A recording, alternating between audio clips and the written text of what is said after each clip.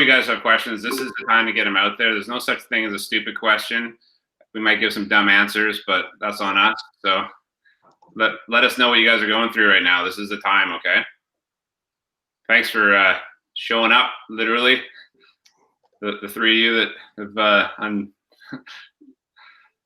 anyone else have anything, challenges you're going through? Questions? Heartache? No, I think you guys have covered it. I mean, it's just working with a lot of buyer clients right now, and it's the same kind of thing. I think, Hiroshi, when I joined, you were touching in on it, that you're trying to set up showings on a Sunday, and you call the realtor on a Wednesday, and by Friday they tell you, sorry man, it's already gone. So yeah, it's a little bit of educating your buyers as well. Luckily, I've got some guys who they're motivated, but they're not in a pinch right now, so they're willing to kind of take their time with it. But I think I'm kind of I'd like to get them moving along a bit more. So no, it's an interesting market for sure, and definitely good practice writing contracts. That's for sure. I'm throwing offers out there. And that's all part of it, right? It is sometimes just practice. You go through this, and your buyers, like they're saying, your buyers are getting practice. They're starting to see contracts. They get more comfortable. Okay, this is what this looks like. Boy, can we take that subject off? All right, here's where the price is obviously not working. This is what we need to do. And yeah, I think that's a really good point. I got a call from Trevor Street this morning, and he just does a check-in every once in a while with some of the agents that he whatever trusts that are going to have their kind of finger on the pulse of the market. And he's just asking, like, where are things at right now? What are you seeing out there in resale world? And, myself and Bastian, I guess, had very similar responses to, we're starting to see things slow down a little bit. Like, I had an offers on a condo in Poco that we didn't end up getting offers on. We had 11 showings over the weekend, and then we're crickets on offer day, which I, obviously disappointed sellers. We got an offer together last night, and actually it's accepted and everything. But at the end of the day, we weren't in multiples. It didn't go over asking. There's subjects. So that's starting to happen more. And like, I'd say a month ago, we would have had 5 offers, right? And it's like, the price is sharp. It's like, it's the same. It's a little bit under the last sale in the building. It's in decent enough comparable condition, but that's just the market we're starting to see now. And he said that he's seen, and so, new construction world is like, it's different, but they are, selling to first-time home buyers are really like the tip of the market, right? So when they see a fluctuation, we often see it a month later. And obviously in like luxury homes, the other end of it, the spectrum, is that they see stuff really early on, and then it comes downhill from there, right? As soon as you see luxury homes start to slow down, you can expect that detached and condos, townhouse, all of that's just gonna eventually catch out. And like, same thing starts out in West Van. Right now we're seeing Chilliwack, lots of inventory in Chilliwack all of a sudden. So now you're starting to see those bidding wars stop in Chilliwack. Nick can probably attest to this. And it's going to start moving west, right? You're going to see Langley, Abbotsford, Maple Ridge, and then all of a sudden Burnaby, and then like all the way out west. So that's happening. So these are the changes. You can predict it. You can see it. You can look at the stats. You can see that days of market are starting to creep up. Sale price versus list price is starting to come together, right? So these are indicators that our market's starting to slow down. We talked about this on a maybe on Friday. Not everyone's there, so I'll just bring it up again. June 1st, everyone heard that the stress test. You know what the stress test is? So you have right now it's 4.79, and you're going to see it creep up to 5.25 on June 1st. So what does that mean to anybody out there in buyer world? Takes away some of the buying power, right? Straight out of your pocket, really, when it comes to what you want to get out there. Yeah, and the funny thing is, it doesn't cost them anything. Right. It doesn't allow them to afford as much property, potentially, or they got to be able to get a cosigner or something. So it absolutely moves people in a different price point, perhaps.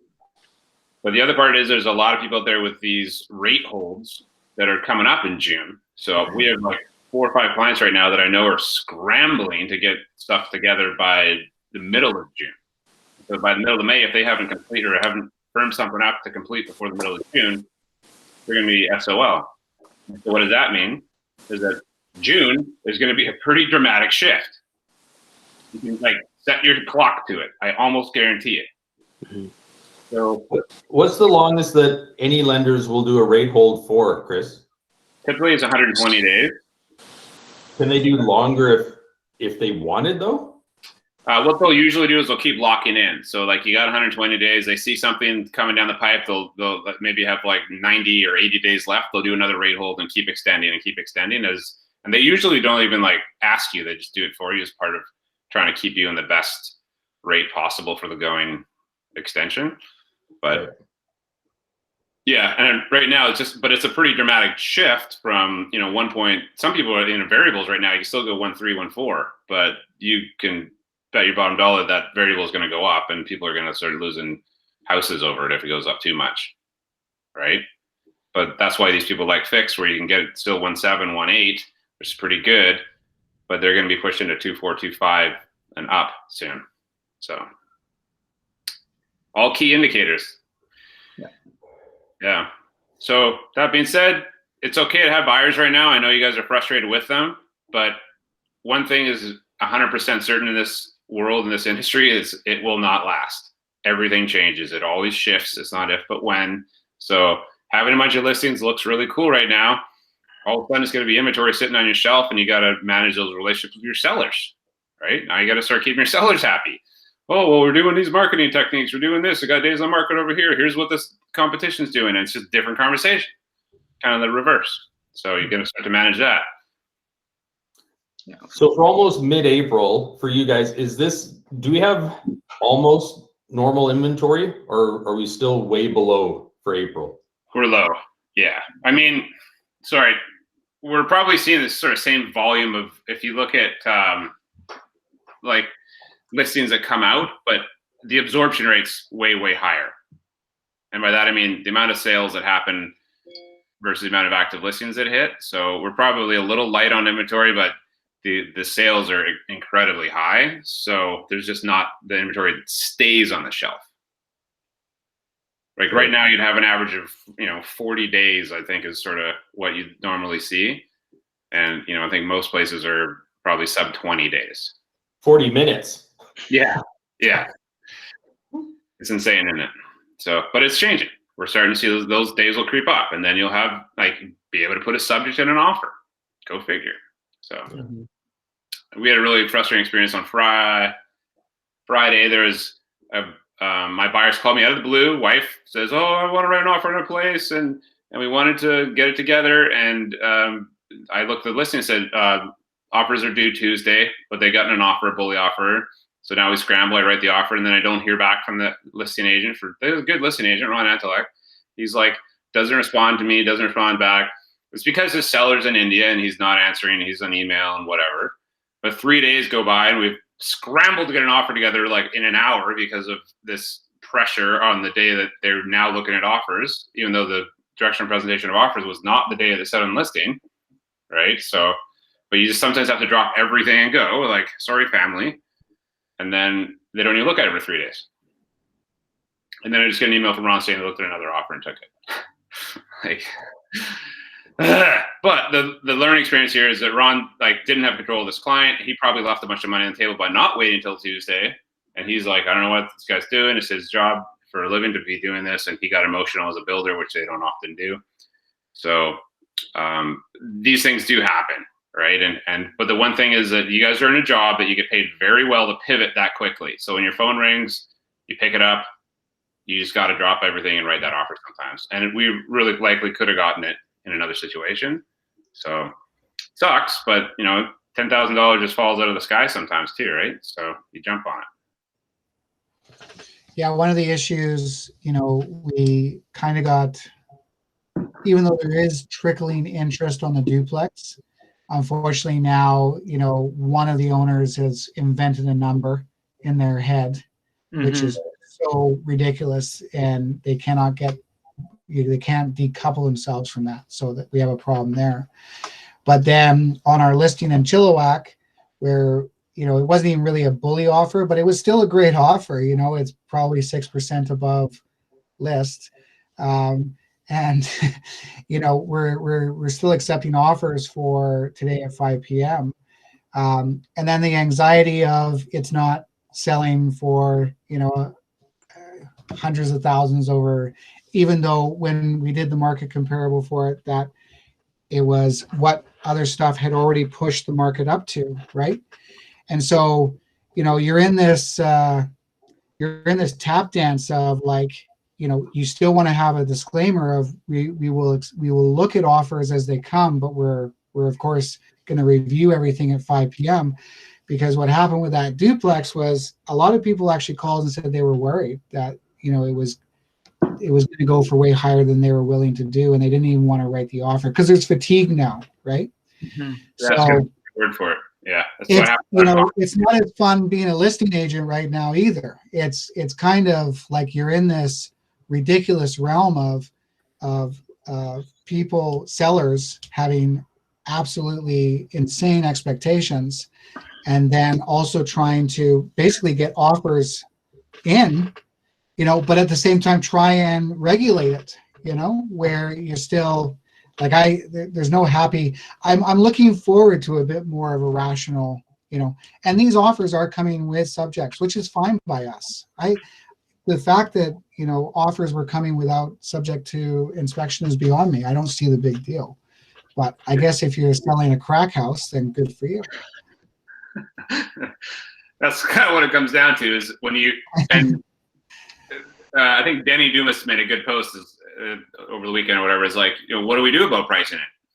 And here's some of the conversations. Is one is that if you're selling the crack house, you probably don't want to get an inspection done. So price it sharp so that you don't have these people coming in and beating you up after inspection and trying to renegotiate. They're going to have to come in clean, and you're going to get as much as possible. There's obviously risks to that, but that's what they're taken off the plate by pricing aggressively. Versus you price a little higher, expecting the market may come in. You may only get one offer, maybe a couple. You negotiate, still probably have subjects, and it depends on the product, depends on the market you're in, for sure. Interesting thoughts out there, and I appreciate what you're saying about the fatigue, Nick. I think that's exactly what it is on both sides. And as a listing agent, one of the things we can do is with those expectations that our sellers have, is to have real numbers for them, right? So, real, I'm reading the pop-up here, real time information for them. So what that means is I'm going over there to present offers tonight, and I know that we've only got one offer. So I've done my due diligence, talked to all the agents that's shown it, seen what's going on, got the feedback, but I'm also going to talk to all the competition, all the other agents that also have listings that are comparable to us. What's happened? Where are you guys at? How many offers? Where are you? So now you're going over there and say, this is like the market of the moment. I know it's not last week's, it's not 2 weeks ago, it's not whatever is on MLS. It's like, this is real time. This is what we're going to go and make our decision based on tonight. And yes, there's a little bit more work, but you do get paid well for that probably hour on the phone. And then you're educating yourself too. So then the next conversation is easier when you talk to the next seller or buyers, right? So, but that is our job, is to really keep our finger on the pulse of that stuff. And the only way to do that is to talk to our colleagues and have good relationships with them, right? Mm-hmm. Yeah, that's my thoughts on it. Does anyone else have any questions? You guys get the numbers rolling through. We'll get this week going. This is a good one. This is probably Hiroshi and my favorite week because of that's how we built our business off expireds. And they are going to show up. That's the beautiful thing. You can have these people that were trying to sell in the last couple months. They thought they were rock stars. And yep. Gotta have some Muppet babies, excuse me. Well, I'll just say I have a Hiroshi in my head. His story from probably two meetings ago. I'm gonna put Muppet babies. You were saying that you could almost, well, you actually have a burnt into your memory where the market just stopped. You got a listing, super happy, and so, I'm fearing that merry-go-round, like the listing part is supposed to be the fun part, right? Yeah. And you have this anxiety because the expectations are on all fronts, right? And so, I'm just waiting you can just see that this merry-go-round is starting, in certain areas especially, starting to slow down. And so... Well, this is a relationship and communication business, and that's what it really comes down to. And I appreciate the listings, but don't get me wrong, having listings is still the best thing going. You just need to know, set the price properly, have a price reduction conversation ahead of time within that listing conversation, right? In a falling market, this is what we need to do. Get ahead of it. You guys saw the picture of a kid chasing a ball down a hill. Do you want to be that slow kid, or you want to run around and be the smart one who catches it? So that's just the simplicity of it, is staying on top of it, feeding them that information as quickly as possible, not letting your sellers have unrealistic expectations, and using the data to support your conversation, I guess. But it's going to change, and you're going to have upset people. You're going to get fired from listings. They're going to think that and then they expire. But here's the thing: is that other people are having the same problems, and so that you might have someone that's expired. Now you go pick up that expired listing, and it sells like in 2 weeks, because all of a sudden those sellers thought they were motivated. Now they're motivated, right? And you pick up. So, and it happens both ways. Sometimes they're falling off of your plate, and someone picks up your leavings, right? It's not pretty, but that's part of this business. So you guys at the beginning of your business with expires, which is what we're about to talk about, have a real opportunity in the next 3 to 6 months of all this shift happening, and agents that are just tired of their clients, oh, you lied to me. You told me you could get over asking. You said we we're going to get 200 overs. Look at what the media told me. Ugh.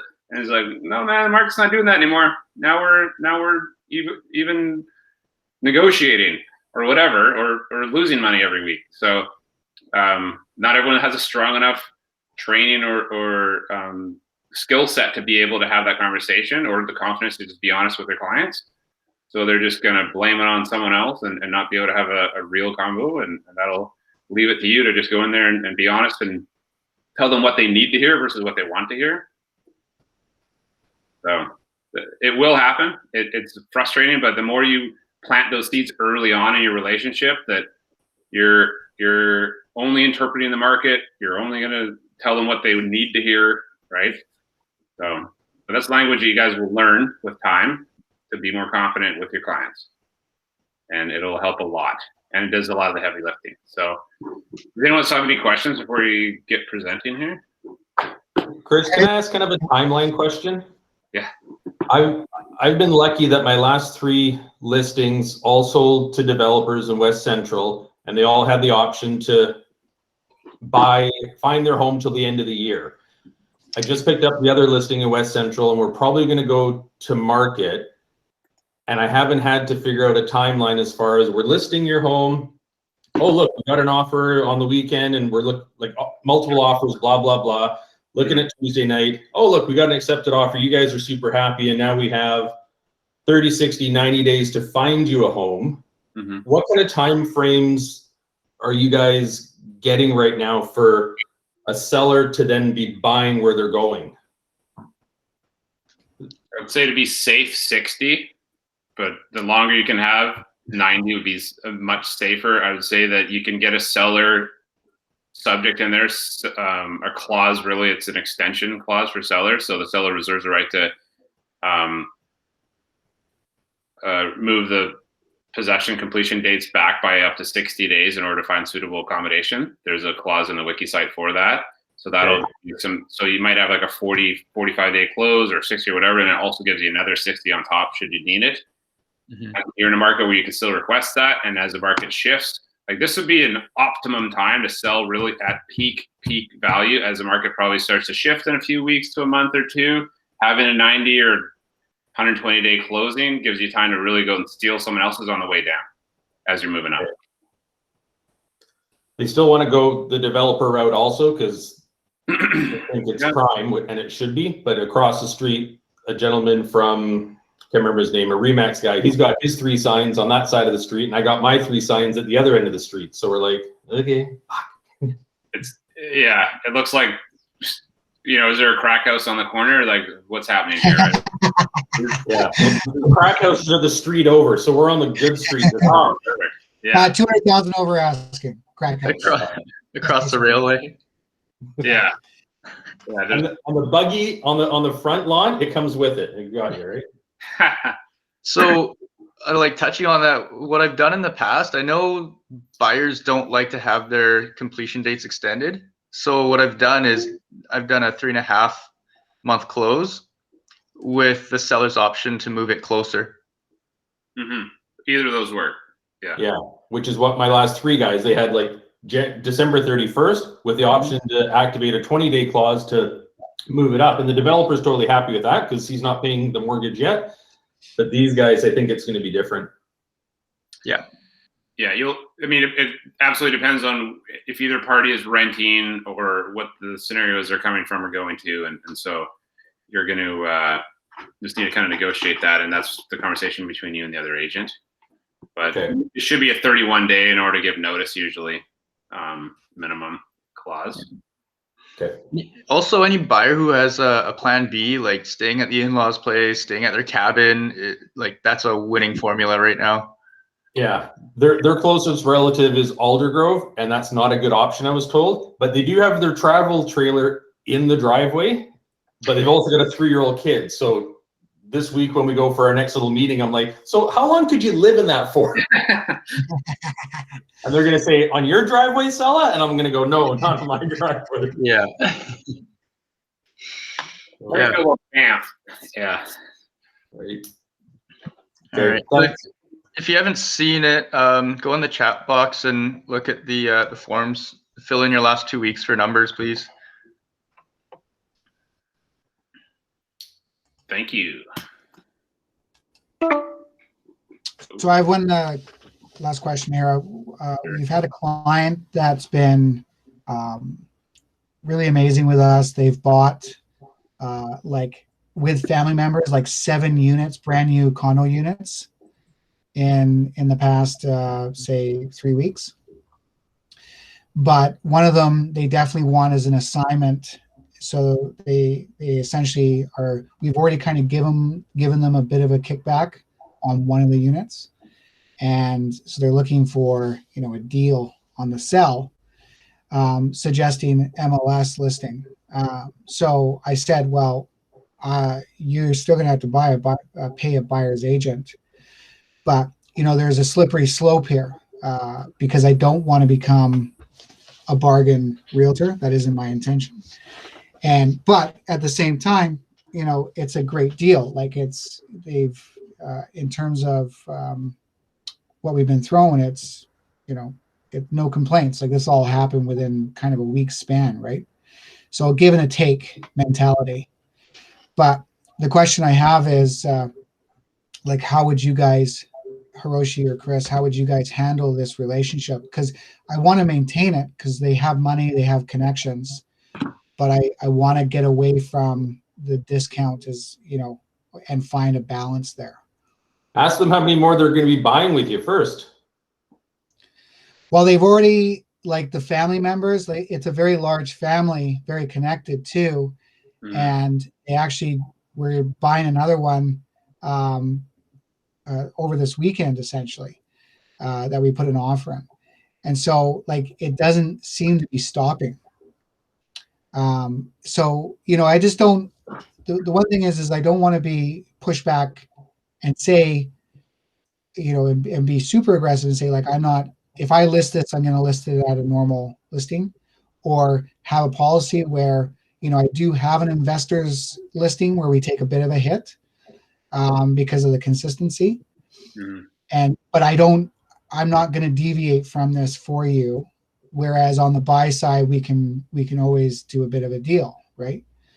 But I don't, there's a balance is all I'm saying. And I'm just interested of other people's tactics with the balance, It actually has happened to my team last month, I think, where we had a family situation with one of the ladies on my team where like her cousin bought, and then the cousin's mom, and then the sister, and like this been, obviously good business all around from the family.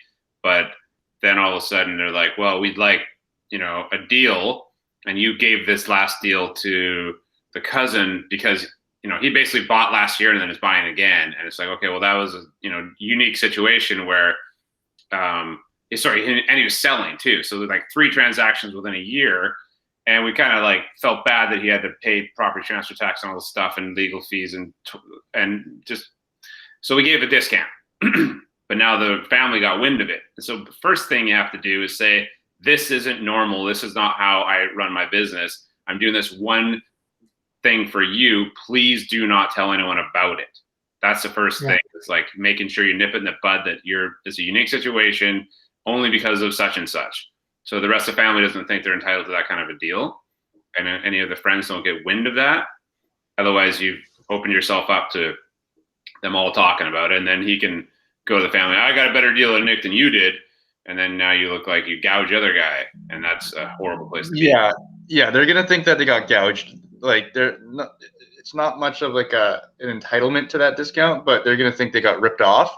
And that's going to decimate the whole relationship between all of them. All of them. Yeah.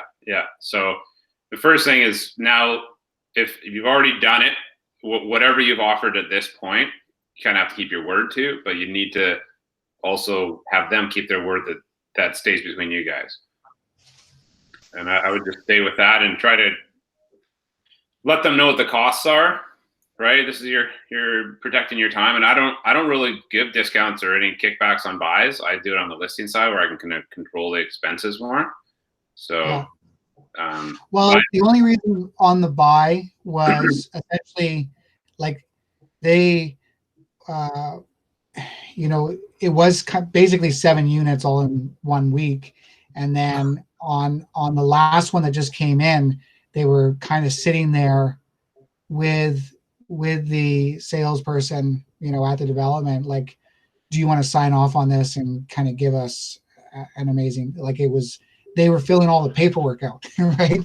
But it just becomes a slipperier slope, initially, because this relationship didn't start out like this. It started as we were looking for a house for their daughter. And then they listened to me about shifting to a condo because the prices were getting out of reach for them, essentially. But, it really comes down to listing for this assignment.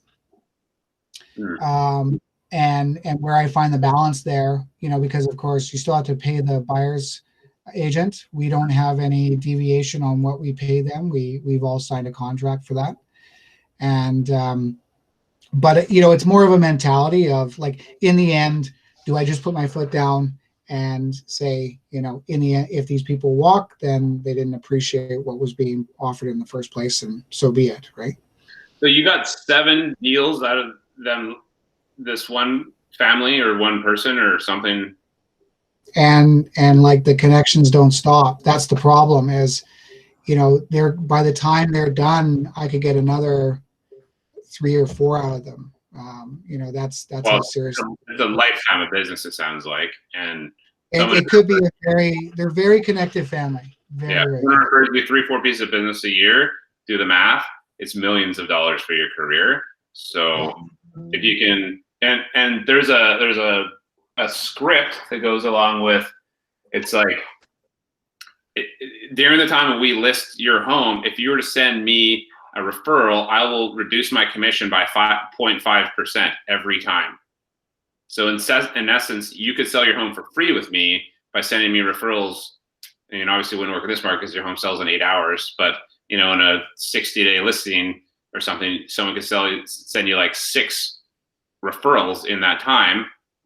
They don't have to complete, but they do need to at least have a buyer and listing consult or get them under contract or whatever.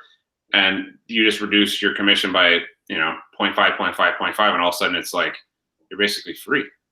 So that's how you kind of teach people how to refer to your business, as well as I'm okay to discount at that situation. So maybe doing the math backwards from there. And that might be something you say to them is, hey, typically when someone refers me business, I'll reduce my commission during the time that we do it. So you've given me 3 referrals, so why don't I reduce it to this?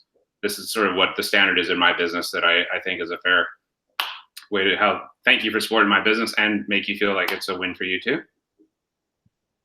Nick, I'll play devil's advocate for a second. If you think that this well-connected person, which has already showed you how profitable they have been for you guys, why don't you just ask them, if you keep this little gravy train going, what do you want back on each transaction? And if he says, oh, you know what, I want a percentage, or I want $1,000 for everyone back in my pocket, you got to think, is it better to get 80 or 90% of a deal than 0 of no deal? And I don't disagree, but they're this is like on the buy side, he actually came straight out. I said, what do you want going forward? And he said 50%. How much? And 50. And I said, well, we don't typically do more than 30.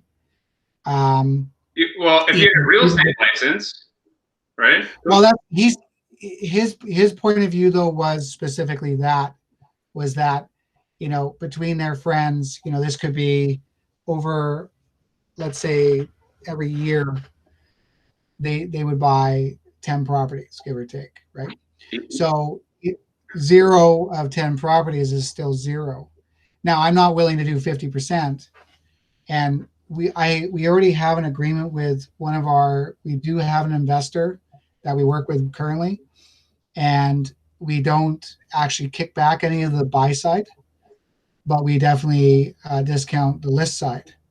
And then we throw in some other additives as well, like to make his life easier. We'll throw in cleaning, that type of stuff, you know. But this one in particular is more of a much more aggressive negotiator and expectations, and it kind of came out of nowhere. Like I didn't expect this, but there's a potential relationship there, long-term relationship. It's just that I don't want to come off, you know, like I'm a race to the bottom kind of concept, but there's no value in the end, because I also have to feel good about it too, right? 50% is too much. I think 25% to someone without a license is too much, but someone that's going to feed you as well as it sounds like it's hard to say no to. But if you're,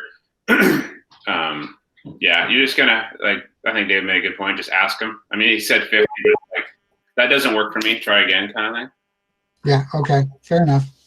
And I'm pretty sure my shoes. I have expenses. It's a very expensive business to be in. This is like to buy and sell, like taxes, brokerage fees. Like, just break it out for him. If you get that pie chart and you do it for him, you know, 48 to the buyers, 52 to me, 30 to my brokerage, or 36 to my brokerage, and like taxes 20%, expenses 10%. Like, here's what I take home. This is it. And then you want to take 50%? Where does that leave you? It leaves me underwater for working with you and referring you.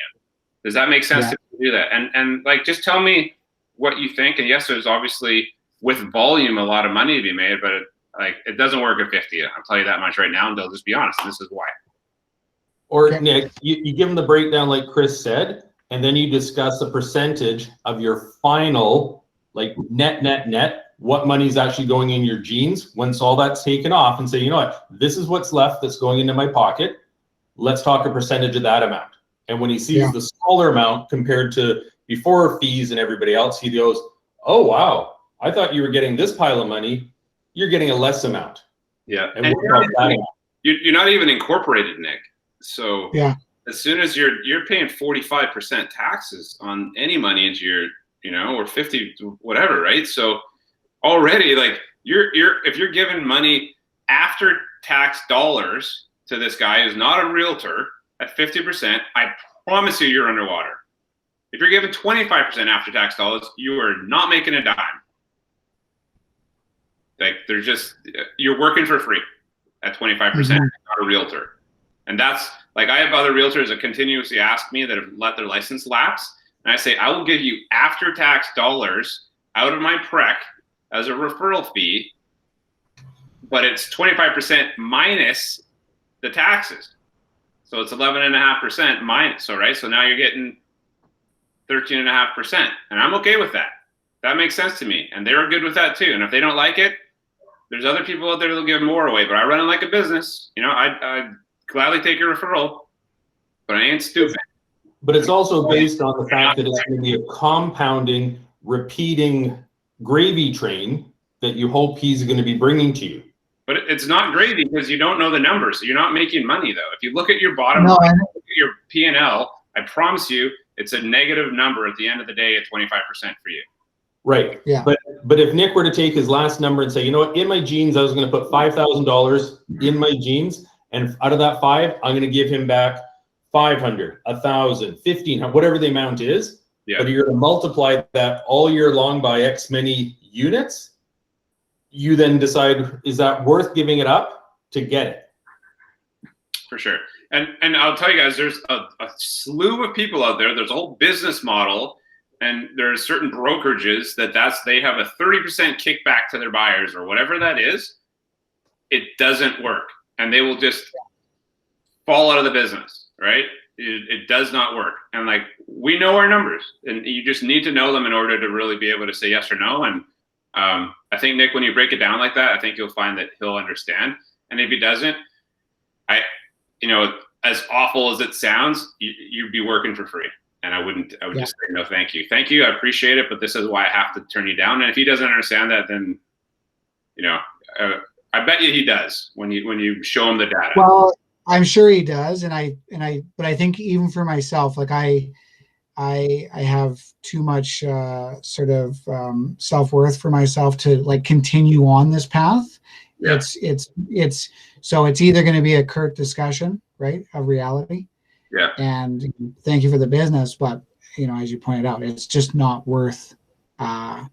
It's not, and the anguish that kind of goes with it. Not that they're terrible people, but I'm not dealing with, constantly slashing my wrist to make them to give them a deal, right? So in the Millionaire Real Estate Agent book, there's a page that shows profit. If you guys have read the book, if you guys have seen it, it's 40% maximum profit you can make out of this industry, right? So if you guys think about what you're paying, what your costs are, what your cost of sales and your cost of business to run are, the best you can do is 40%. Mm-hmm. Right? And most people don't run that lean. Hiroshi is a really good example of someone who runs a very lean business, and he takes probably 42% out of his business, and he knows his numbers very well. And that's it. That's as best as you can do. And that's most people. I'm like in the mid 30s, right? And I am called economical by many people. But at the end of the day, there's a lot of costs are in this business that you can't get out of no matter what in order to do this. So you're just working for someone else at that point. So anyway, but check that book, show it to him, bring it to him, say, here's the numbers, here's the data in this business. If you don't understand it, I didn't write this book. That might help. Anyway, I appreciate it. It's a good question. High-minded too. So it's a very, there are brokerages out there that allow their agents to do that all day long at that 30% level. And why are you working? Like, go find a day job. So it's unfortunate, but they don't even know their numbers enough to say no, right? And it's a very common thing in certain cultures.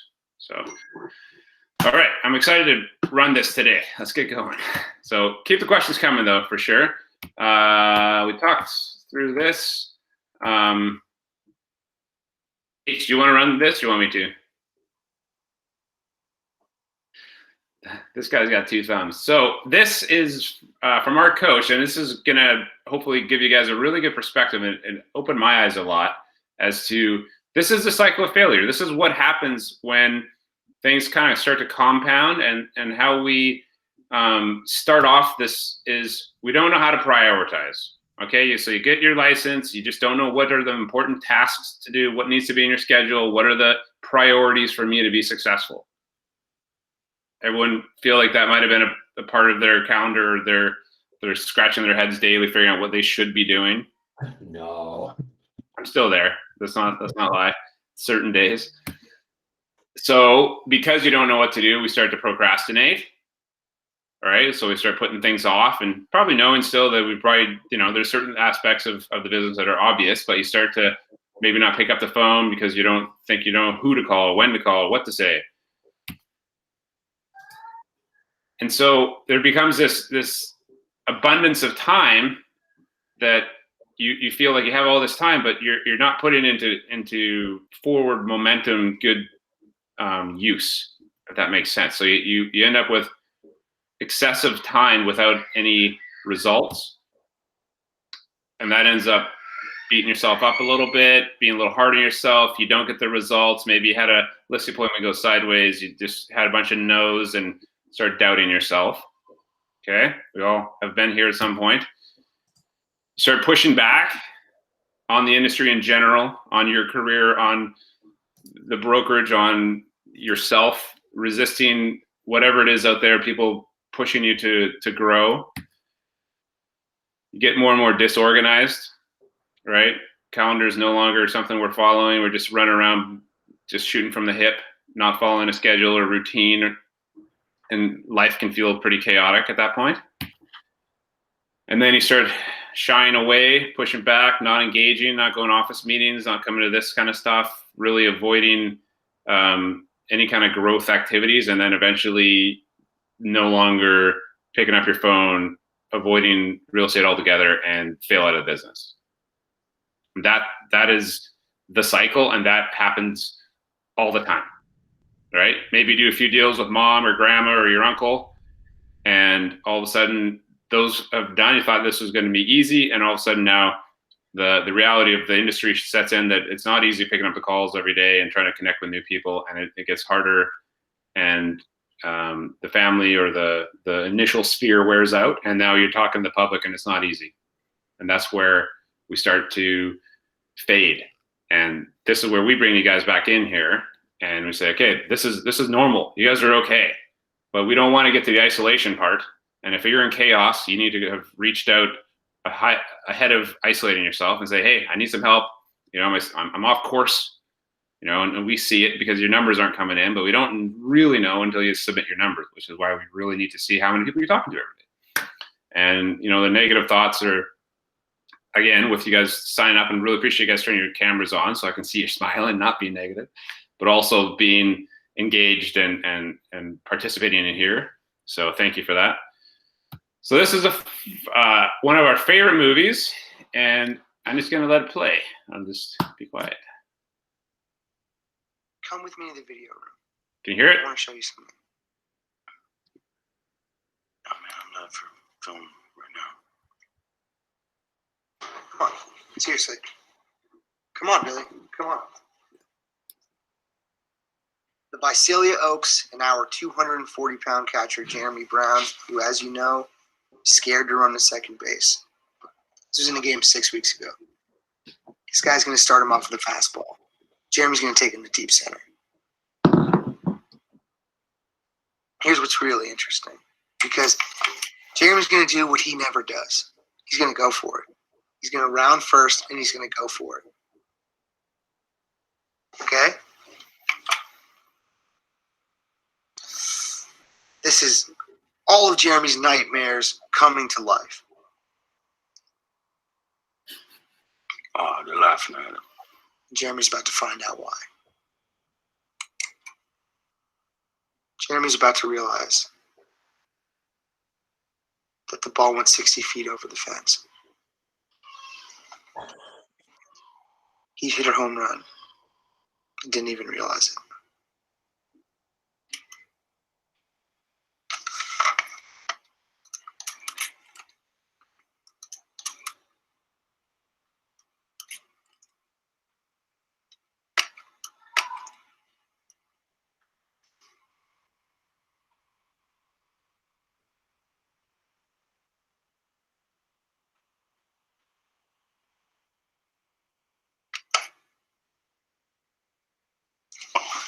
How can you not be romantic about baseball?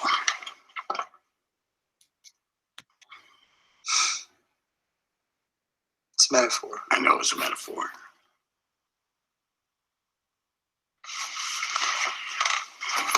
Okay.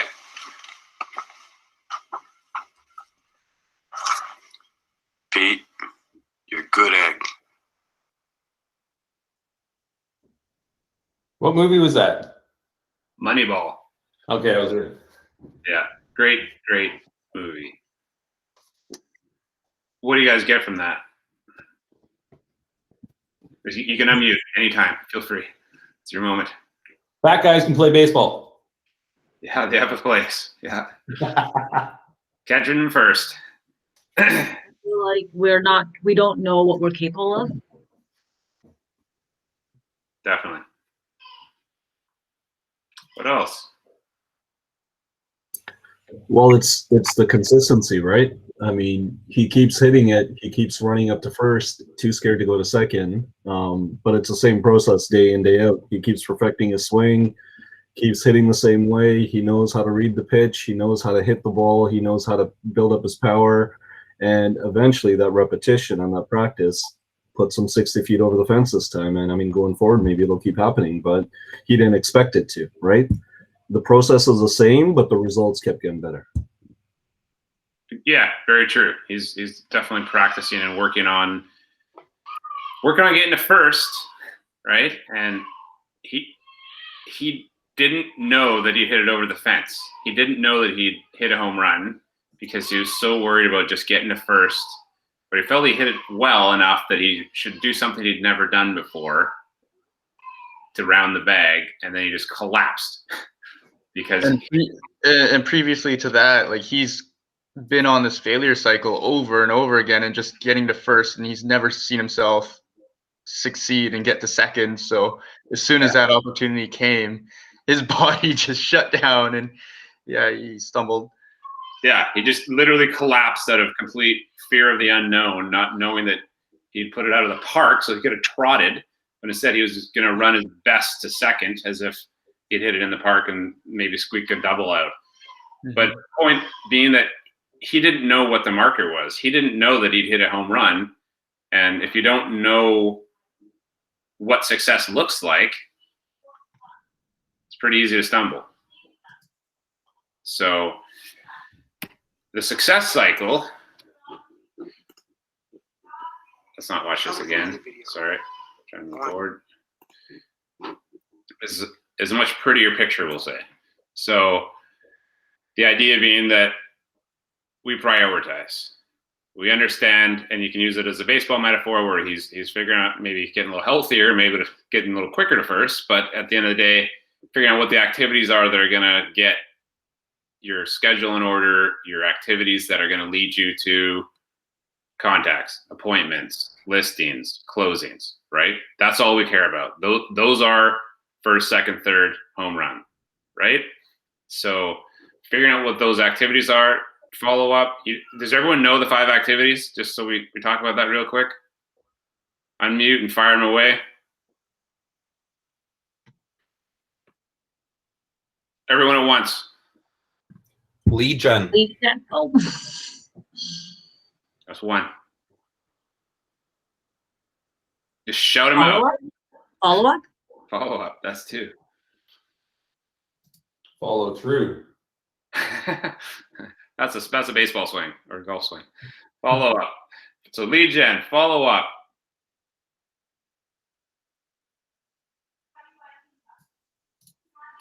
I'm glad we're doing this because we have not nailed the priorities on our schedule yet. What else is it that we must do every day? Scripting. Scripting. Role play. Thank you. That's 3. Couple more.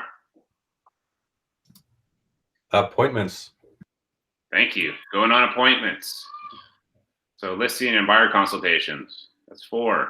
What's the last one?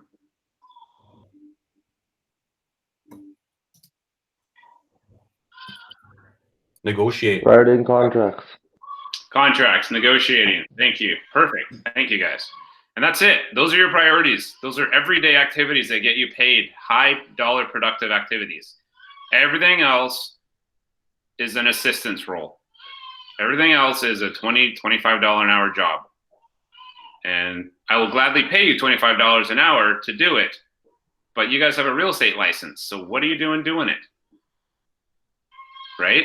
When you can do these 5 activities that get you paid hundreds of dollars an hour, this is how we prioritize and make sure we do those enough. And then we get to have someone else do the rest of it. Okay?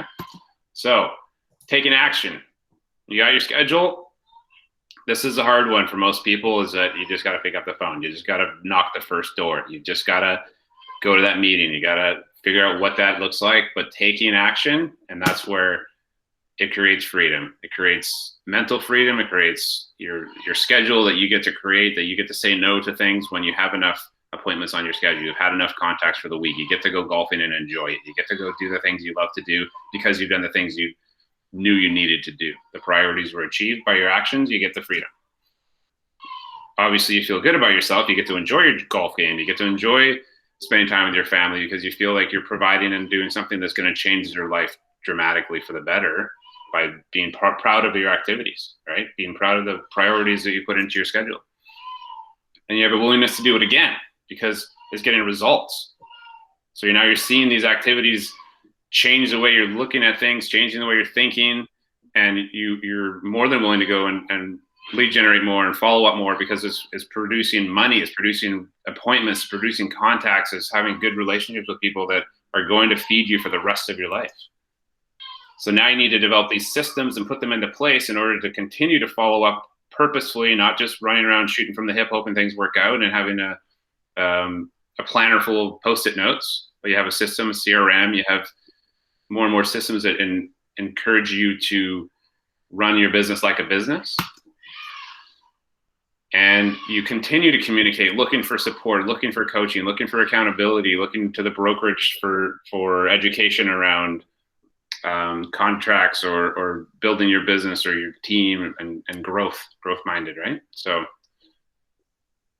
what do you think about that?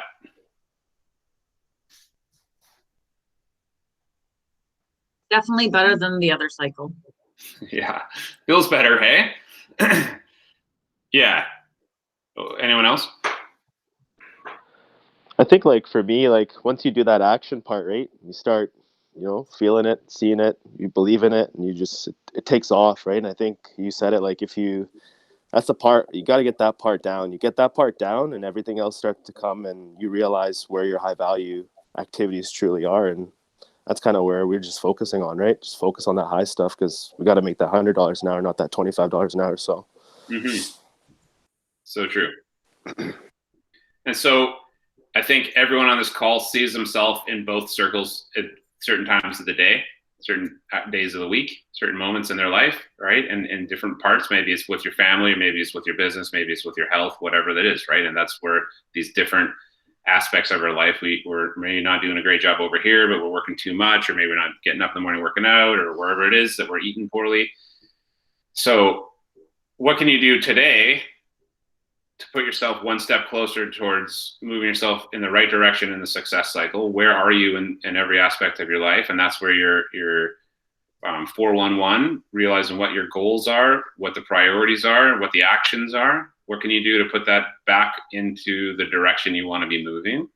And how do we help you get there? If you'd like to share it with the group, that's wonderful. If you want to write it down, I would take a moment and just say, what do I need to do today in order to take myself one step closer towards moving clockwise on this success cycle? You just write that down. What am I going to do today and moving forward this week to be able to step forward?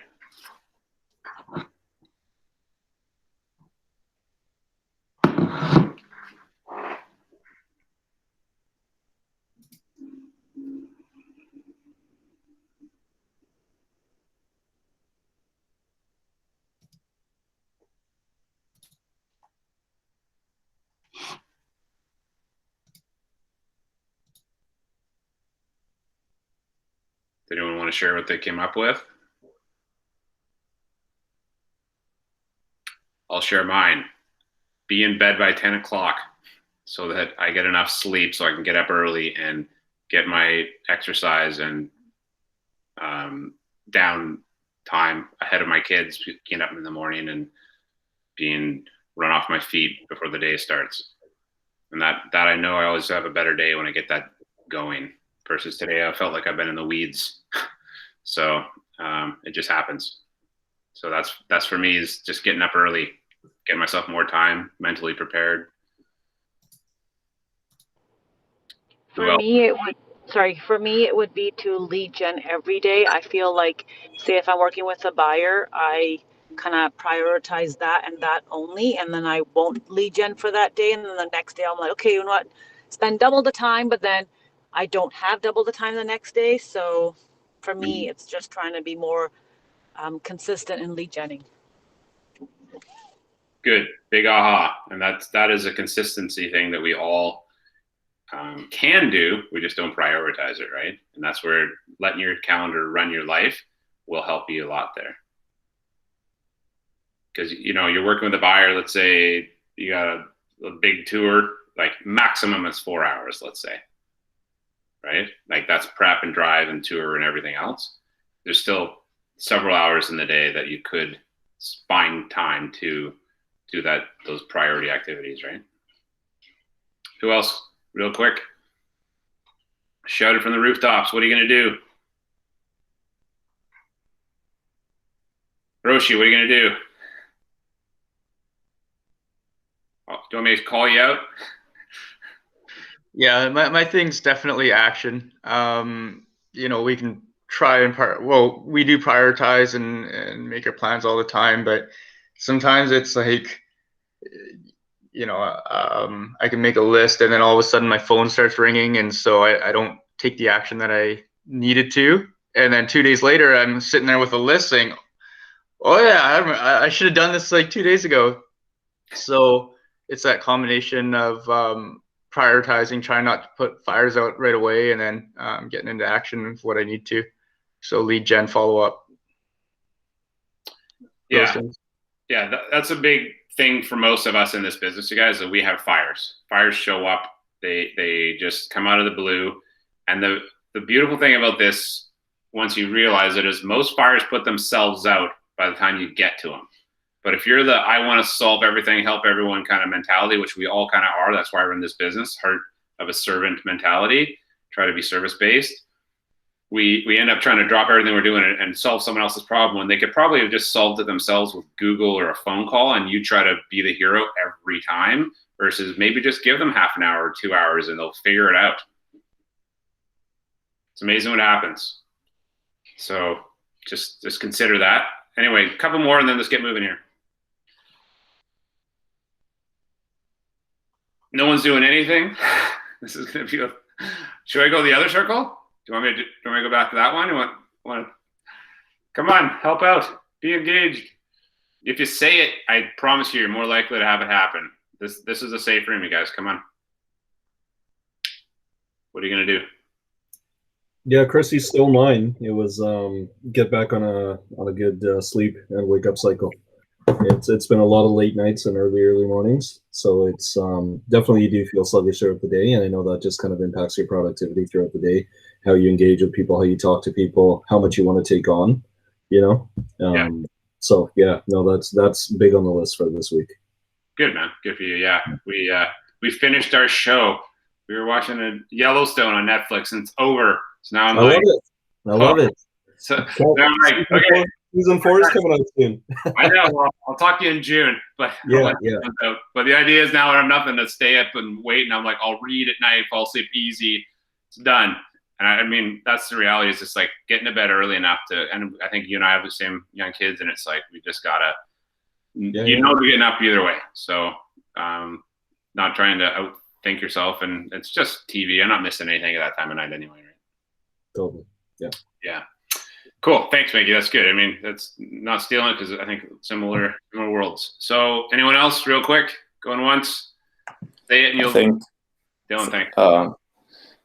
One thing is not to get too comfortable. Like I have 6 groups of buyers right now and it's a bit overwhelming, but at the same time, I still need to lead generate for after those clients' transactions done, not feel comfortable. Very, very true. Yeah. Any of those clients could fall off your radar too, right? You're at money in the bank, but at any point someone could lose a job or buy a new construction without you or blah, blah, blah. 100 things happen and they're not paychecks until they're firm. And at the end of the day, it's 6 clients, great. But if that takes months to do, you still need to fill your pipeline and so forth. So yeah, it's only a part of your day. There has to be these other priority actions. So thanks, Dylan. Great insight.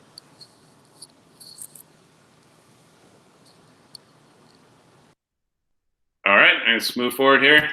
Thank you guys, appreciate that. And like this is something we should check in on regularly to make sure you guys are on the right cycle. Okay, so right now we're really pushing scripts. It's a great time to be having these conversations with your buyers. We talked about the DTD4 last week, DTD2. If you guys saw that, if you didn't, it's basically categorizing your database into letters of the alphabet to speak to them on certain days of the week or certain weeks. So this week would be A, W, T, J, and You're just going to call those people Monday, Tuesday, Wednesday, Thursday, and connect with them, ask some questions, and figure out what that script looks like. So you're not just calling random and saying, "Hey, buddy, what's going on?" You're calling with purpose, right? I'm going to prospect, or just listed, or just sold. So what script do you want to work on this week? What script would you like to have mastered by the end of the month? Where are you finding you're having blockages? So if you're doing a lot of just listeds, are you not setting appointments? If you're doing a bunch of appointments, are you not getting the listings? Where would you like to improve your scripts? Is it objection handling, not even able to get past the initial conversation, or buyers that are pushing back? So do you have a script partner for this week? When are you doing it? What are you working on? Setting that intention. Okay. Does everyone here have a script partner? Does everyone here have it in their calendar? If you do not have it in your calendar to script and role play this week, like, it's a daily activity, right? This is a daily thing. It doesn't have to be an hour. It has to be 15 minutes of just consistent little sharpenings, right? You're not just going to sit there and like sharpen your blade until the blade wears out. You just need to just tweak it every day, versus, you get the point. So a little bit here and there every day will make a long career of this for you guys, and make it an easy career when you know what you're saying. So who's doing what? Alvin, yeah, we'll get you access to all the scripts here. Maybe Amin or H can, Amin, if you're there, can you maybe reach out to Alan? And I think he left. that was quick. No, I think, what? Okay. Who's doing what for scripts, you guys? So I would like you to all put in the chat box here, as we usually do, who's got schedules, who's got times, who's available to script when. Alvin is looking for a scripting partner. Alvin will get you access to everything.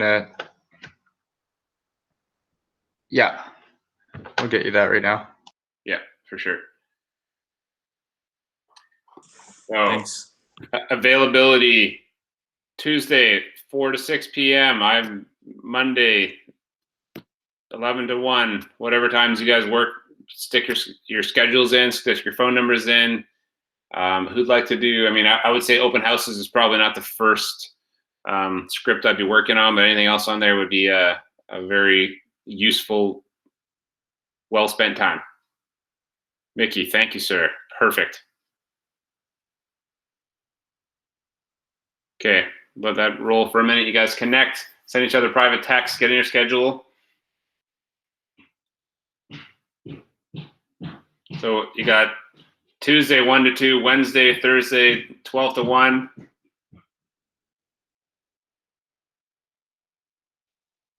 Objection handlers, perfect.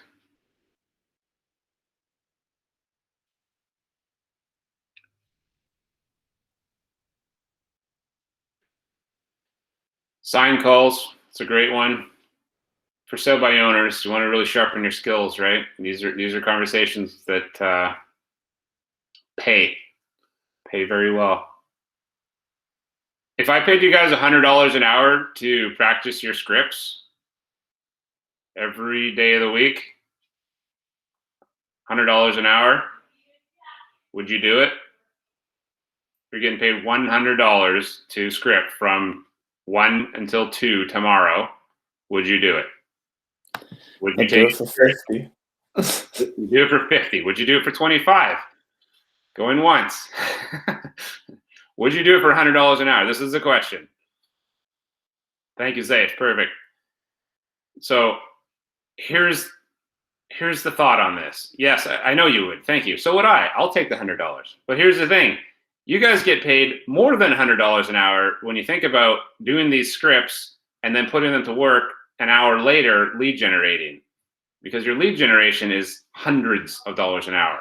But going lead generating without a script or a dull script versus like sharp words on the tip of your tongue ready to roll is a very different conversation. Wouldn't you agree? So that scripting real quick up front, 10, 15 minutes with the partner, then get on the phones and start calling just solds. You're way more likely to set an appointment And what's setting an appointment worth to you? Let's say it's 50-50 whether you sign the listing, and 80% chance that the listing sells. So setting one appointment for $10,000 commission, at least it's $5,000, and then we'll call it $4,000 to set an appointment to go lead generating for 3 hours. So what's 3 hours at $4,000 an hour? It's over $1,000 an hour to script for $100 an hour. You get where I'm going with it? Like, it's that important. I would do it for $100 an hour. You guys are getting paid way more, but you got to get these scripts tight. You got to really have that mindset of like, the scripts will make your life easier and you'll never forget them. It's just like adding this tool to your toolkit. And then once you got it, you got it. Manver, okay, we'll give another minute. Thank you. Putting your names in there. There's 24 people on this call, so I'm surprised not everybody's not involved with this. If you have a script partner already, that's great. If you do not have one, if you don't have one 3 days a week at least, I can only lead you to water. So appreciate the patience for those of you that are going through this. Thank you, Ekam. Lucky. Thank you. Like, it's that important, guys. Thank you.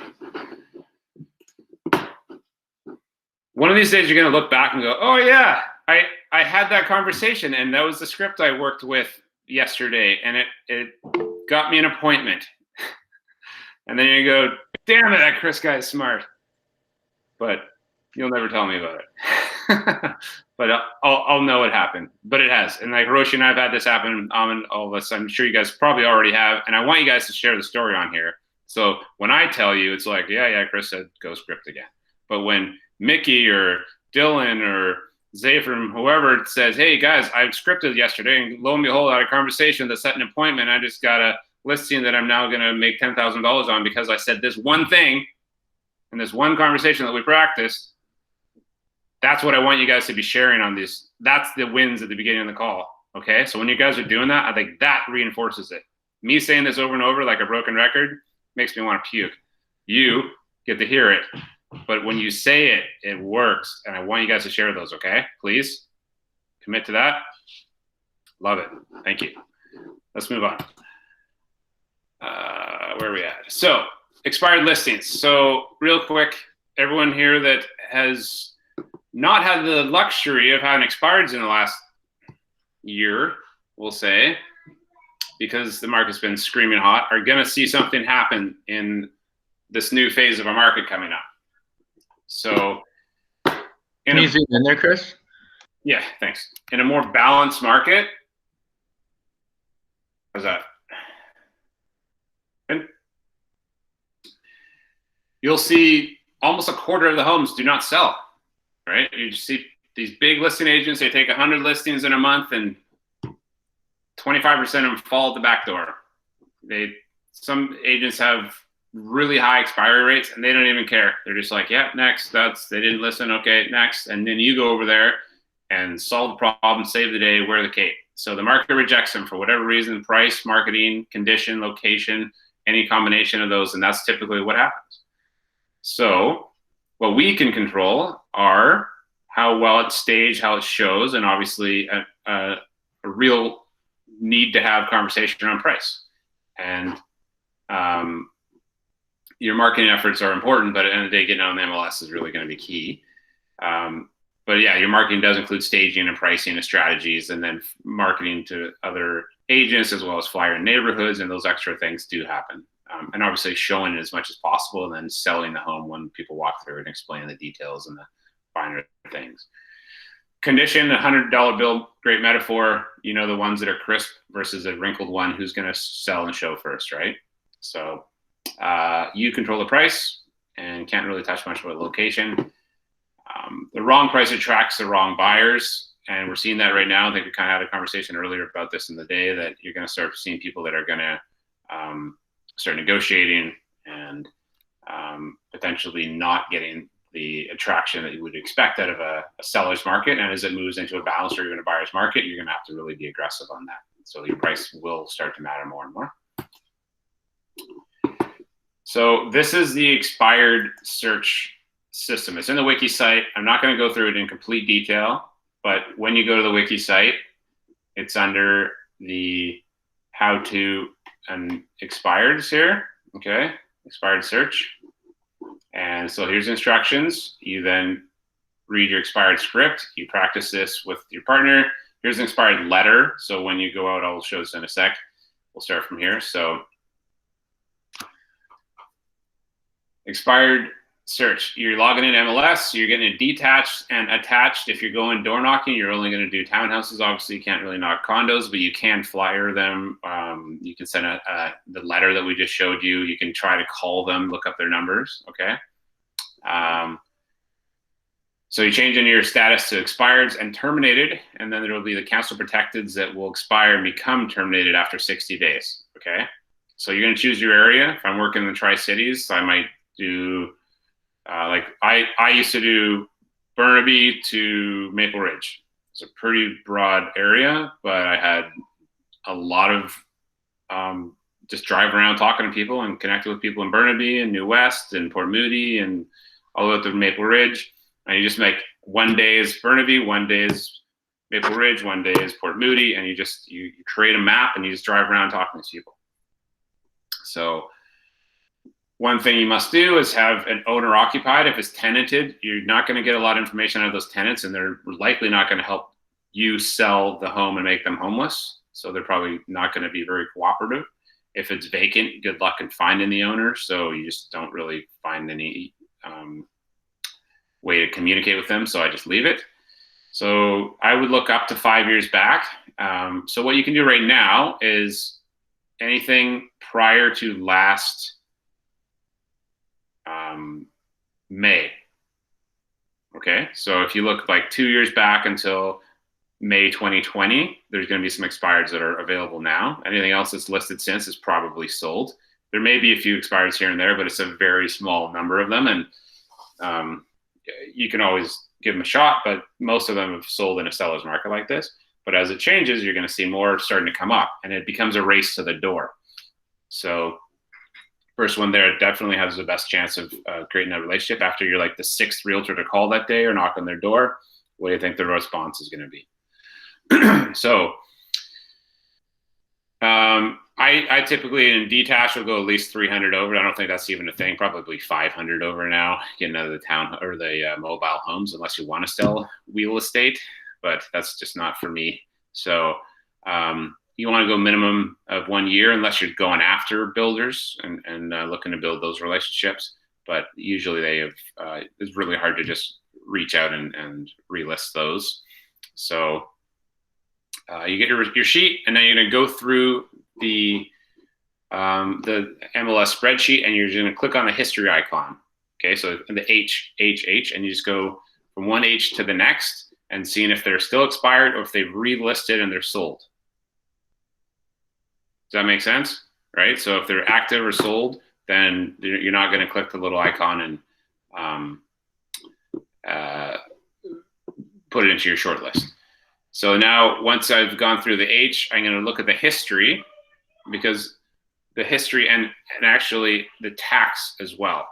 Okay, so the tax may show a sold. It might show like sold in 2020 December, but they expired and they did an off the market deal. Okay, so that'll show on the tax receipt. And then the history, there's three different potential ways of finding it. So tax, the history, and the so then the next one is to delete any of them if they are privacy protected. So the difference between cancel protected and privacy protected, does anybody know that? Why don't I just fill you in real quick? Or Nick, you want to take a... Cancel protected is where they can't relist with another agent? You don't get paid for 60 days if you're the new agent. Okay. Yeah. So there's a 60-day window where you cancel protect your listing in order, let's say they want to do a reno, or there's a flood, or they just want to take it off for a bit and pause. They will still consider your marketing efforts are worth 60 days of any commission. And after that 60 days, then the new agent come in and relist them, and then they're deemed to have expired, unless you get a unconditional release signed by that seller. Okay, so that's cancel protected. Privacy protected is on your privacy notice and consent, where you fill out your listings and your buyers. that means that you are not allowed to talk to those people because they've said that they do not want other realtors to contact them. If you read that privacy notice of consent, you'll understand it. The point is that if you do talk to privacy protected, you can get fined. The brokerage can get fined. It's a significant fine. It's thousands of dollars. Okay. So understanding privacy protected is not something that we go and talk to. If you were knocking doors on either side of the privacy protected and you were talking to people and they happen to be in your lead generation, it would be okay to do, but you're not doing it like just pinpoint to them the day they expired, if that makes sense. But if you talk to them a few weeks later and just kind of conveniently knocked a bunch of homes around them and you bump into them, hard to say. That's why you also want to have a disclaimer at the bottom of your flyers. Of course, this is being recorded, so I'd never say to go do that. But if it's court-ordered sale, you're not going to necessarily be able to track down the lawyers for the bank, so that's not going to happen. If it's tenanted or vacant, we mentioned that. If it says estate sale, hard to find the trustees or the executors for the will. So if it's a Keller Williams agent, we don't touch our own brokerage's listings. Okay, so we don't go after our own expireds. It's just how we roll. Respect. And if you can't pronounce the name of the seller's or the realtor's name, and this is my own way of looking at it. I'm, as you could probably tell, a Caucasian English-speaking dude, and I can't tell you how many times I've had people on my team or people that want to go up and like go to the top of Westwood Plateau, and it's a Mandarin-speaking last name and realtor. What do you think the odds are of me having a conversation with them? Probably less than 10%. And so I just don't waste my time doing that, right? So if I'm in a situation where that's the case, I just move on to the next. There's just too much risk in my time to go do that anymore. And I'll let people learn the hard way a few times and I say, okay, you get it. So, once in a while you do work. And I have sold people that have in the past too. So I'm not saying it's not going to happen, but just, it's a numbers game. So print the full realtor mode of the properties that you've clicked. You print it off, black and white, obviously try to save your money where you can. And open up the following search engines. So Telelisting, Canada 401, 401.ca, whitepages.ca, Google, Facebook, creep them, find them, see if you can get their numbers, see if you can find them on Facebook. You're now a detective trying to find either their name, the property's address, and you just kind of go through these things. And it takes a little bit of time. You can pay someone to do this, scrub expireds it's called, and go through all this stuff and then print them off and give you. They're waiting on your desk in the morning, you make your calls. That's the nice thing about having an assistant. Or you can do it outsourcing from like someone from the Philippines or something like that that can go through and do this for you at a pretty reasonable amount, and then they just email you over the numbers and that. So you can have someone else do this for you, but it is a very high dollar per hour that go after these expires. And to call them is about as effective as possible. But I'll tell you one thing, if you're going to be calling expires, you're only going to get 20-25% of the phone numbers that you look up. It's just not that many people that have home lines anymore, and we don't have access to cell numbers. Well, we're not supposed to. If you have a system that does that, good for you. You're one of few. That being said, you're just not going to run into enough expired on the phone. You have to go and knock. Like, this is really the reality of it. Be at the front door. But because there's not that many expires, you really want to sharpen your tool before you go after them. You don't want to go there and try to practice on the one expired you got today. You better like have your script dialed that morning and then go knock on that door with it as sharp as possible, because you only get one shot at it. It's not like door knocking where you're going to talk to 30 people today. You may only talk to 2 or 3 expireds the whole day where you're out knocking, but they could be the one. So don't practice on it. Safe, do you have a question, bud? No, you just said it. I was just going to emphasize it's not too many. It's like going through the process. It's tough to get those numbers, and you better be on your A game, right, when you have them. So yeah, can't waste them. Yeah, precisely. Yeah, thank you. That's better said by you. So if you're looking at Telelisting and it's red and it's do not call,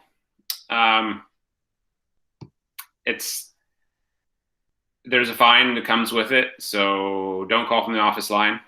And if you do call, that's on you to decide the risk there. At the end of the day, you know what the fines are. That's why it might be better to go knock it. And if you do call and they get upset, beg for forgiveness, apologize, get off the phone. Don't try to get into an altercation. Try to back out gracefully, and I'll leave it at that. If the number is found, write the number clear in their name, and then I just do my best to have like a list of calls and then a list of knocks, and I'll obviously do them both if I can't reach them by phone. And then as soon as I go reach them at the door, I try to get their contact information so I don't have to keep knocking on the door and say when's a good time for me to call and follow up with you. So I don't have to keep going, but at least you get some accurate information for a follow-up. I put them in a 3-ring binder, and then I just would move them around. So I'd have like, this is my afternoon call, this is my evening call, this is my morning call, and then just switch them around until I found someone. Like, you just don't know if they're shift workers or what time they're getting home at. There is no, for a new expired or in general expired, in my opinion, you can't call early enough. You can't call late enough. If you're cold calling, you're doing like just solds and you're calling at 7 in the morning, you might get a pissed off, hey, dude, it's a bit early to be telling me about my neighbor's house, right? But an expired, they're going to appreciate your aggressiveness because their last agent obviously wasn't, right? Hey, I just wanted to catch you. I know you're probably getting your kids ready for school or getting ready for work. When's a good time for us to connect, right? So you can't, I mean, I wouldn't call it midnight because that's weird. But I know people that have like been waiting for a property to expire and they call at 12:01 because that's when you're allowed to call. And said, I just want to be the first one to talk to you. When's a good time tomorrow for us to chat when you're not obviously lying in bed? And maybe I can come over at like 4 in the afternoon. What time works for you? Right? So that's the reality of the expire game, is the first one there. So if you have some properties that are in your farm area you really want to get, I'd be on their doorstep passing their newspaper to them at 7 a.m. saying, hey, I would love to list your home. I got a really good marketing plan. When's a good time for me to show you? Right? These are people that waved their hand, wanted to sell, failed because their last agent didn't do their job properly. And there's some expired objection handlers around that you guys can practice. So it's just, you got to hunt them down. There's no other way to do it. You got to be aggressive, and there's not that many people that follow up more than once or twice. And that's the reality of this, is that you may have to, go knocking and driving around and they're not home. Finally see them home. There's a light on, there's a car in the driveway. Boom, go to the door. Hey, you're here. Fine, I've been trying to get you. Right? And then having your script dialed and do your best. And that's it. And you can easily, in a good balanced or buyer's market, you can list and sell 25 expireds in a year just by doing this. Right? So this will happen for a few of you that take this as like one of your main tools when the market shifts. You just got to get ready and see it coming. So questions on that? It's in there. You can check it out, follow it step by step, put your search together. Here's the cool thing is I had that binder, and I probably used that binder for like 3 or 4 years, and I would just continuously call these people. And I had this like trophy wall of all the expireds that I'd listed and sold, and I just kept adding to it because it was like, felt cool, right? Like you just had followed up with these people, maybe sometimes like 20 conversations before I actually listed them, but I knew they were going to sell, and we had a good relationship going, and some good business to be had there. So it's work. It's one way to do it. Thoughts, questions?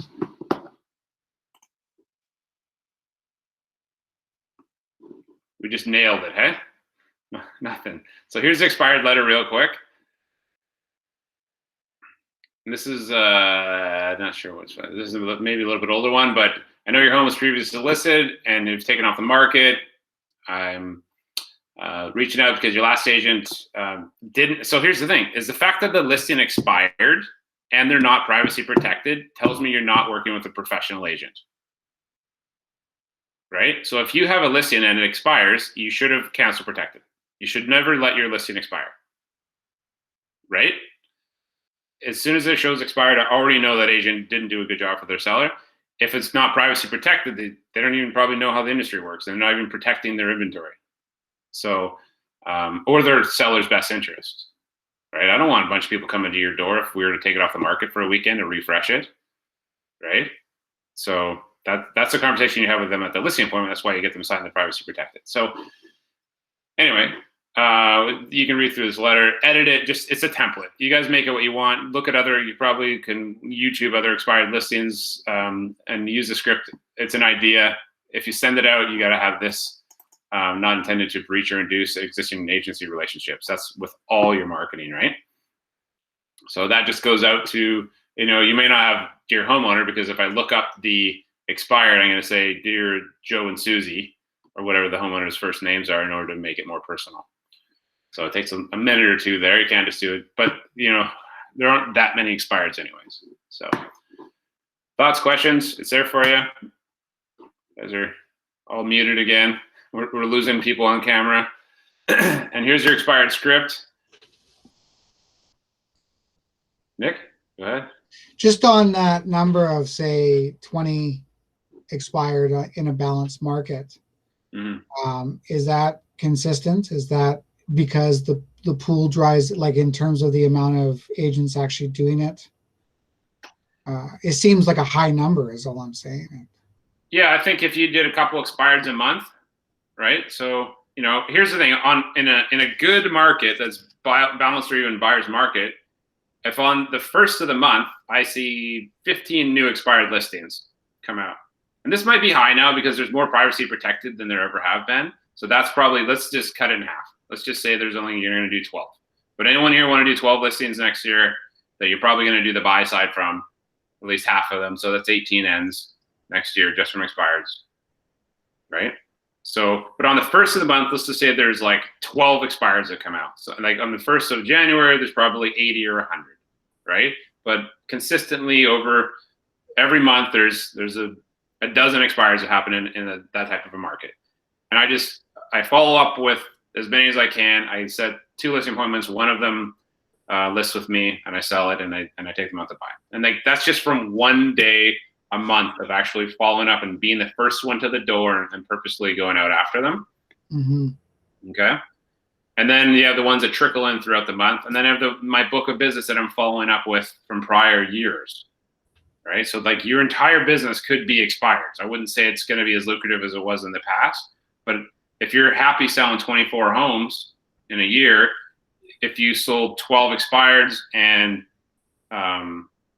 let's say 36 homes in a year, so 12 expireds, 12 from, Sphere, and then another 12 from either your Sphere or the expireds buying with you, right? Or just sign calls or open house leads or whatever world you're focusing on aside from that. Like you're easily going to get a decent amount of business from at least the one arm of your business being expireds. Yeah, which is market. That's an amazing number, in my opinion. Yeah, I mean, it's not going to feed you the way, like Roche and I were fortunate enough, so you can't even do expireds in Ontario, for example. You're not allowed to go after people's expired listings. So here, this is Wild West. We're allowed to go out and, chase down other people's leavings, which is, a really good opportunity. And you don't know the agents yet. So now I don't really go after expireds as much because I know a lot of the agents and they would just sour the relationship a bit. But back then I didn't care. I didn't know them. I might have stepped on a few toes, but end of the day, like they respect you for going after it because it's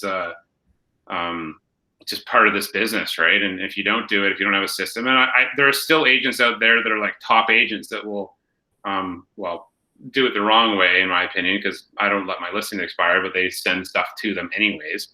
So, but that's just, it's a system they have. And so,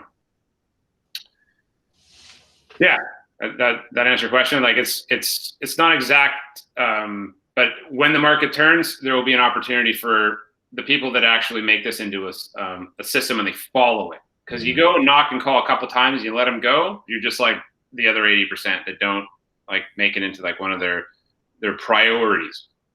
Yeah. Yeah. So here's the script. Yeah. Sorry, I have a question. So what's a good system? Like say, you print out an expired, you go door knock, you get their contact information. So how frequently would you touch base with them, or is it more like client to client basis? It's absolutely client. So what are your plans with the property? So it's all dependent on their motivation. If they're like, oh, we're thinking about selling and, we want to do these renos and then, maybe next spring. So I'm not going to call them every week, right? I'm going to drip on them monthly. And as it gets closer next spring, I might call bi-monthly and then every week as it gets into like January next year. Has anything changed? Are you moving up? You're still on the same pace? And sometimes people say, hey, you know what, we're actually going to wait till the fall now. So then it goes from like 12 months to 18 months or whatever. So yeah, it's absolutely, and some people like, you'll call them and they'll say, yeah, we're actually going to list it this week. And we're interviewing new agents right now. You're like, I'd love to throw my hat in the ring. What do I got to do? When can I get in there? Thursday works for me. What's behind best for you? Let's get in there. Right. And so those happen. You know, my favorite is like, I call the guys like, yeah, can you come over here at 2:00? It's like, yes. Yeah. I'll see you in a minute. And there's like 11:30. I'm like, you know, hanging out in not a suit. So I had to run home, get dressed and have lunch and run over to his house and do my CMA. I was like, whoa. Then they have, you know, a listing presentation printed. It was super high stress, listed them that afternoon. So those are great. So you don't know, but if you don't ask, that's not happening. So are you and Hiroshi still, like, do you find you're still using these techniques, or do you find at this point that you're leaning a lot on let's say referrals and so on and so forth? You've shifted your business into a sort of different category. H can answer first. Yeah, I've shifted. Like I barely went door knocking, partly because of COVID last year. And when I do go door knocking, it's with, you know, one of you guys, or it's from another agent that's starting out and just wants to learn scripts and things like that. So there'd be two of us going door knocking. But it does work. It's the same system. But yeah, for sure, like the last, I'd say 3 years, it's been mostly repeat and referral. That's fueled the business to a point where, yeah, I don't really need to go chasing after expireds and things like that. Like I'm at the point where I shouldn't say I don't want to be busier, but I'm very happy and blessed to be like doing the business I am. I'll take more, you know, listings and buyer ends, but yeah. Now, to go back to your point, like my system for expireds has always been the same. Like once I talk to somebody, I write down their address and the conversation that we had. I go back to the office and write them a thank you card and put a business card in there because I don't give them a business card. And then I'll call them within about 3 to 7 days, depending on the conversation that we had, just to remind them who I was and everything. And I know that the letter's going to get there in about a week as well. So I want to, you know, be in front of them, have as many conversations, have my voice show up to them as many times as possible. So when I called them back in a month or 3 months, hopefully they'll remember me, because there are a lot of other agents that are doing the exact same thing, but they might not be doing it as often, following up as often. The thank you card and the business card works really well. I've gone to expired listing presentations where I see Chris's thank you card on their shelf and they're like, oh yeah, that person so-and-so works with you. And I'm like, yep, when can I get you listed? Many magnets on fridges for sure. Yeah. Right. It's a good trophy to like list it when someone else's magnets on there too. To answer Nick, your question, I'd say, Amanda, do you something else want to add? Yeah, I had to ask Hiroshi. So do you do a letter and a thank you card, or is it kind of combined together? It's together. Like the thank you card, you know, I don't have a lot to say, so I just write it in Sharpie, like blue Sharpie. I say, to so-and-so, just first name. It was great. Thanks for chatting with me about real estate. If you have any questions, please call me, and then sign it. That's pretty much the basic one. You know, if I got bit by their dog, I'll say something about that. Yeah, but it's normally really quick. Okay, thank you.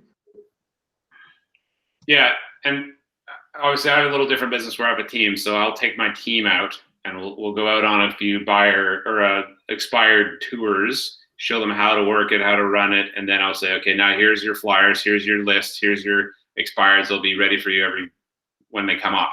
So they would run it, and I just show them the system.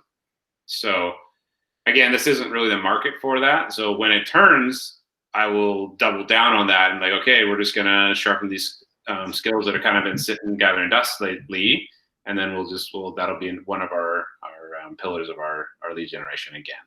So, but it's absolutely like a no-brainer for a newer agent that doesn't have these relationships with other agents to go out there and try to take some business away. So. Well, the reason I was bringing it up is just because, within the Lynn and Nick real estate team, we sort of set a yearly goal. We're going to adjust it quarterly, but I just find it's an excellent opportunity to, as maybe my up is starting to come down, I want to pull my numbers up. Just another thing to utilize, right? And realizing, it's the train doesn't stop, right? So, but also to see what successful people who maybe we want to emulate, just where they find that balance, right? And at what point, where you start shifting mindset and more referral, right? And that type of stuff. Yeah. Well, I'll say this, that I don't think there's a higher paying dollar per hour activity than knocking expireds in this business, unless you're going after developers or like knocking land assemblies.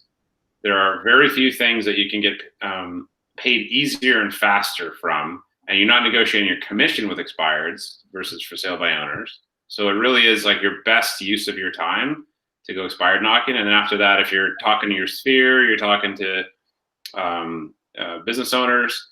But it's tough to say that I would not do expireds in a good expired market, like a balanced or a turning market, at least into a buyer's market, versus talking to my sphere even. Like, it's just that lucrative. And there's just people that are just like, their last agent just failed them. And it's just like, they're the easiest conversations at times. It's amazing. So when are you going to hire the right agent for the job to sell it? Yeah, let's keep in mind, like, of all the expireds I've picked up, I think about 80% of the realtors just failed to communicate and set expectations. So that's really all sellers are really looking for, is to have their best interest taken care of, but then like have that line of communication. So if you go to a seller and say, and they seem really pissed off, and you say, yeah, you seem really unhappy about realtors, does it have anything to do with the communication or the lack of? Yeah, like, you'll hit the nail on the head. It sounds like your last realtor didn't communicate with you very well. Like those. So yeah, it's not in this script here. This is just an example of one. It's in a different expire script. This just happens to be the ones on the wiki site. There's a few different ones in the scripting portion of the wiki site. But the number one question or objection you're going to get from expireds is, we're going with the same agent, right? We're going to relist with the same agent. And, there's a smart ass version of that objection handler saying, do you know what the definition of insanity is? And you're saying, basically doing the same thing over and over again, expecting a different result, right? And you careful how you say that one. But the reality is like, what did that other agent say they're going to do differently this time, right? And then they're going to say, well, said that the market will blame this or that. Okay, wonderful. But you don't really owe that other agent anything, do you? But would you say you owe yourself the very best? Well, that's exactly why we need to get together, and at least I can show you what the differences are and how I can maybe do a better job than that last agent. So wouldn't you say it's worth getting a second opinion and at least making sure that this time when you go do this, you're going to go through it and you're going to have the results you're expecting to get?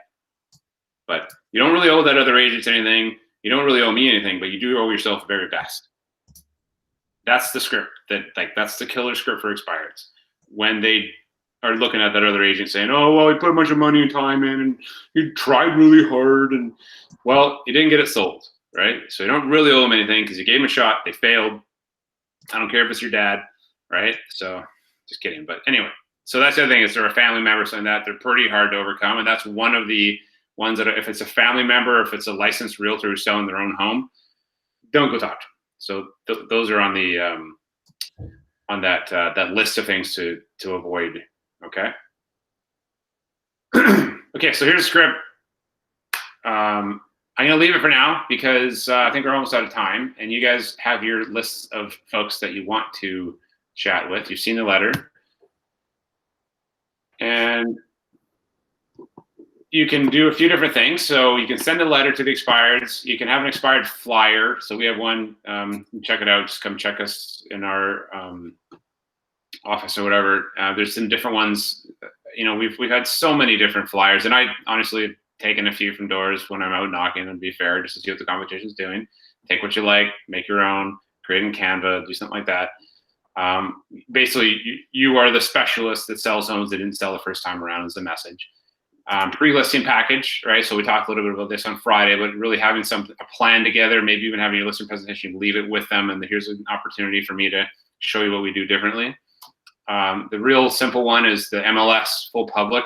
You just go through it and you take a Sharpie or a highlighter and you highlight all the things that they didn't do. Maybe they didn't have a full write-up, so I might write, you know, like all this room for more information about your property could have been used to explain the details and the finer features of the home, the neighborhood, and the community, and blah, blah, blah. And you can go through that and just beat up the last realtor's lack of professionalism by filling out the data input sheet completely, okay?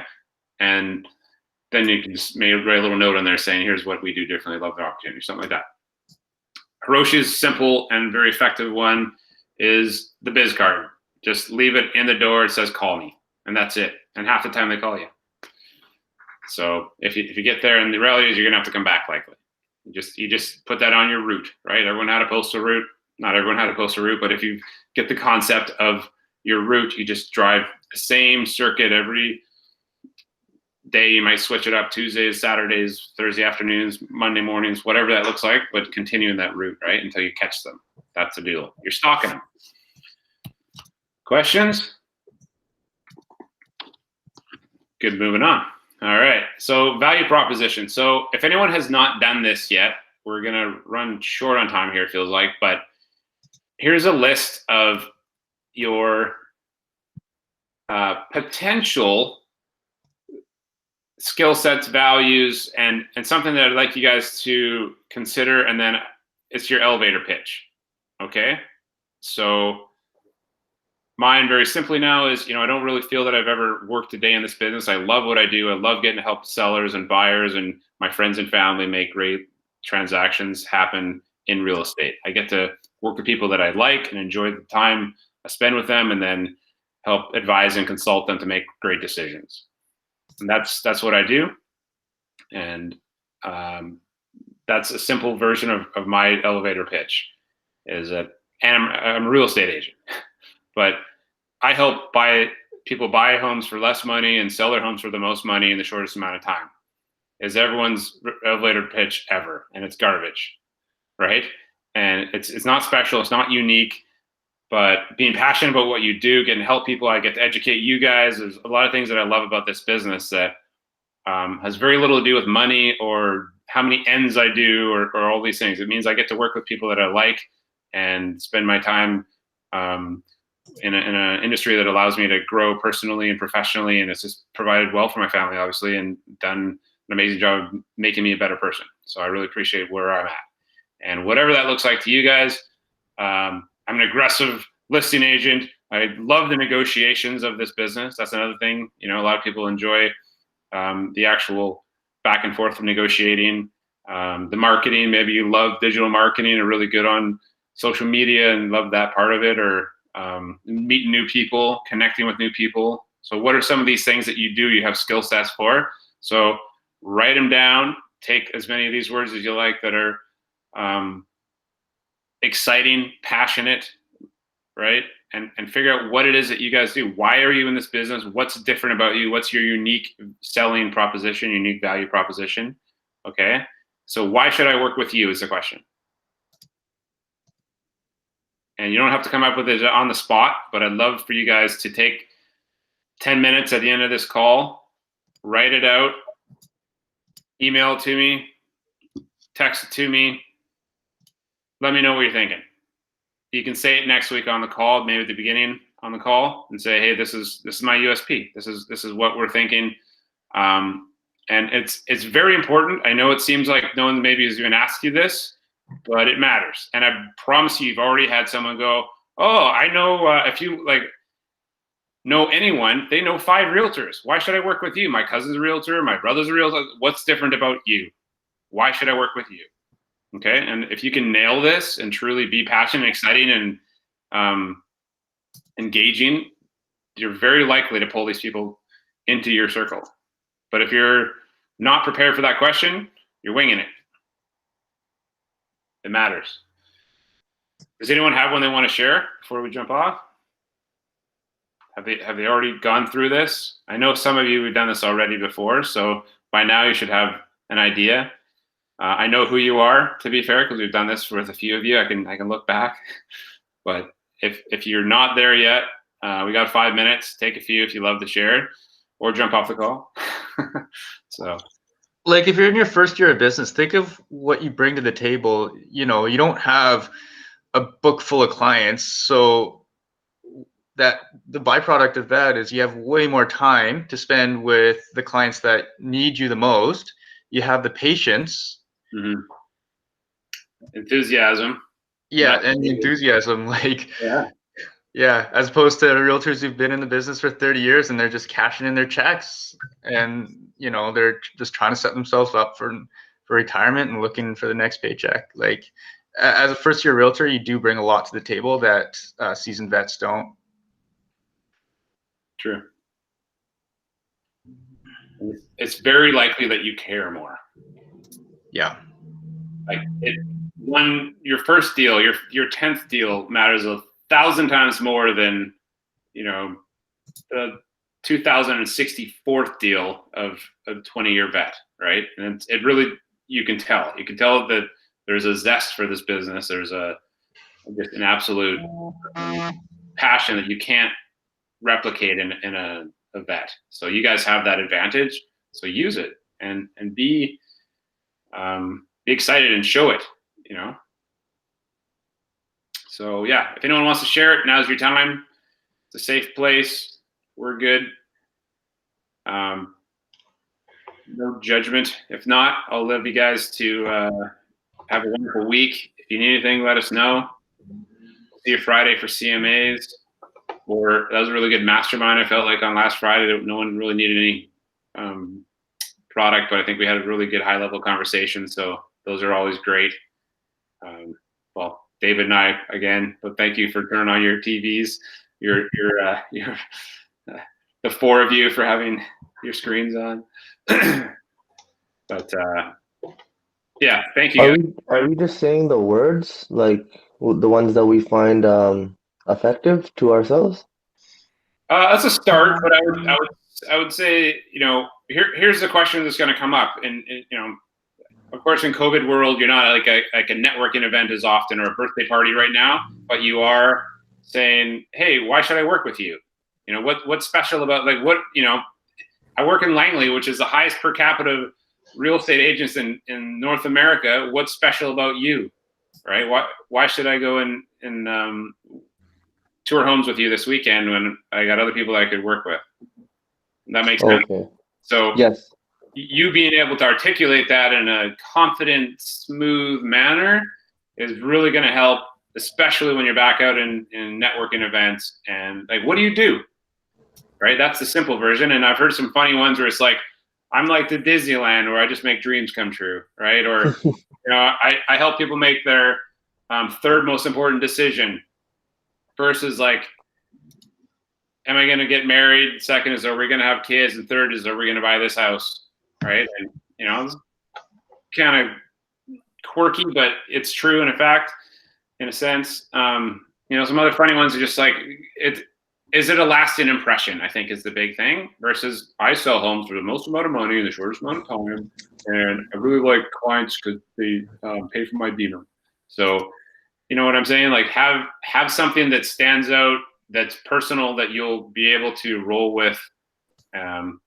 Again, you have 5 seconds to make a lasting impression at an open house. You have either I won them over, I'm passionate, I'm enthusiastic, I'm genuinely someone they want to spend more time with and get to know better, or they're like, how quickly can I get away from this guy, check out the house, and get the hell out of here before it's already he's trying to get my contact info. And that's the reality of like when you're doing open houses, when you're at a networking event, you're like, okay, hey, nice to meet you. What do you do? Oh, I have a print business. Oh, great. What do you do? I'm a realtor. I like houses. They're fun. Right? So like, how are you passionate, enthusiastic about the business that you've chosen to be in? Is your moment to shine and be who you are. And your past, like Hiroshi said, like maybe you previously had experience in sales or construction or psychology, and all these things come together to make you the perfect package of who they would love to work with. Okay. Sounds good. It's something you will continue to polish for the rest of your career, by the way. But as you start thinking about it, it matters more and more as you'll hear that question come up, and either you're prepared for it or you're like, huh, wing it. And I think you know what happens when you wing it. So yeah, just we're priming the pump right now. We'll leave it with you guys. It's 12 o'clock.